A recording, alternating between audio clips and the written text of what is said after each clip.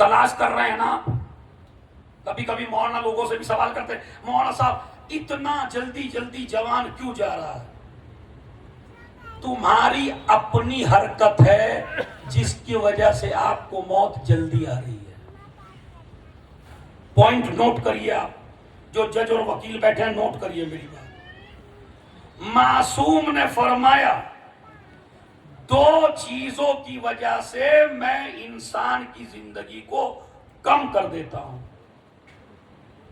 امام کہہ رہے ہیں, رسول کہہ رہے ہیں, تمہاری حجتیں کہہ رہی ہیں, تمہارے مولا علی کہہ رہے ہیں, تمہارے امام حسن و حسین کہہ رہے ہیں. دو چیزوں کی وجہ سے جو جوان لڑکا چاہے جم میں جائے, چاہے ایکسرسائز کرے, چاہے جتنا بھی اپنی صحت کا خیال رکھے, چاہے جتنا کھانا کم کھائے, میں اس کی زندگی کو کم کرتا ہوں. کسی نے پوچھا مولا کب؟ کہا جب ایک لڑکا اپنے ماں باپ سے تعلقات خراب کر لے اور جب دولت کی وجہ سے رشتہ داروں سے ملنا چھوڑ دے.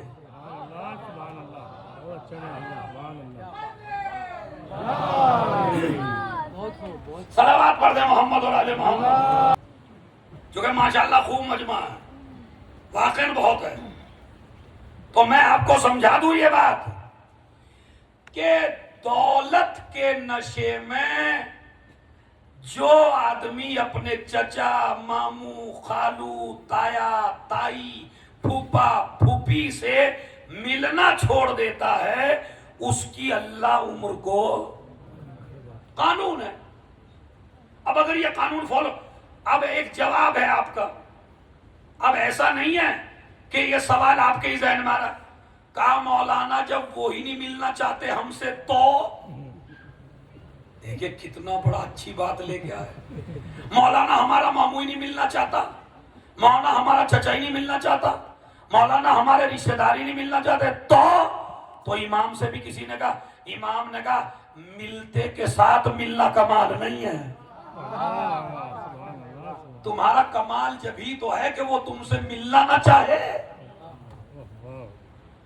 اور آپ اس سے ملتے رہیں.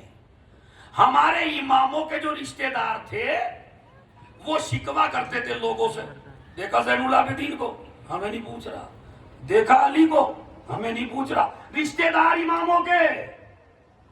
مگر جب امام دنیا سے چلا جاتا تھا اور ان کو وہ مال نہیں مل پاتا تھا جو ملتا تھا, تو پھر ریسرچ کرتے تھے کون دیتا تھا, تو پتہ چلا وہ تو زین العابدین آتے تھے, وہ تو محمد باقر آتے تھے.